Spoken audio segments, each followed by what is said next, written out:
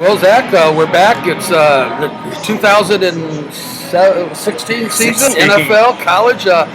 What a week last week with all the college games. It's about time they quit playing these patsies, and they've actually had some of the best games I've ever seen. This is Zack, my partner, and I'm Harvard. We've been around for a million years. And by the way, if you need to get a hold of me for anything, my specials and all that stuff, write this down. It's JB, like John Boy, plays, Plays, LV, like Las Vegas, 6. JB plays, LV6 or at gmail.com. Anyway, we're not going to analyze the Thursday night game, but I do want to say this, Zach. The last 14 or 16 games that the loser of the Super Bowl last year, 2-14 coming out of the box the following year. Wow. So I don't know if people have got them targeted or whatever it is, but 2-14 in case you get a chance to look at Against against the number. Carolina Denver game on Thursday. But what we're going to do is start off with the Holy War Saturday, BYU versus Utah. And one of the things is on this game's always close. Utah 5-0. Yeah. The last 5 games that they played them over 5 years, but they've 4 of the 5 have been decided by a touchdown or less. Last week, BYU, we saw them go down to Arizona. They won 18-16. Utah, meanwhile, crushed the Southern Utah 24-0, which was expected. For Utah, there's one key player you might want to watch out for, 6'5" senior. This guy is really good. Wide receiver, Tim Patrick. He had 5 catches for 105 yards. Everything was vanilla. He's huge. Junior quarterback, Troy Williams, his debut last week, he got that behind him, 20 for 35. And they're going to meet somebody that you usually don't see very often, BYU. He's a 6-year starter, Taysom Hill. Where he's been for 6 years, who knows? But he's got Ty Detmer, a former all-everything BYU offensive coordinator.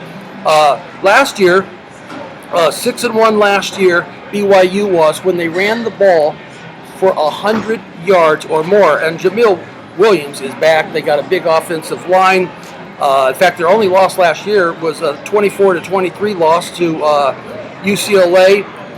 Defensively, they've switched from a 3-4 to a 4-3. I think that's going to help them. They got a great secondary. But here's a key to this game. Tight game, everything. It's going to come down to who can hit the window on the red zone.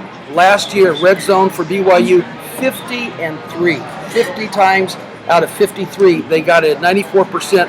And they're out of the conference, so this is their conference game. Yep. They got to win this, and then they go to win this, and then 5 more games, and this is their bowl game. This is their conference title. So I'm going to be taking a look at. I'm going to be playing BYU plus the 3.5. Yeah, we're in agreement on this one, Hollis. BYU.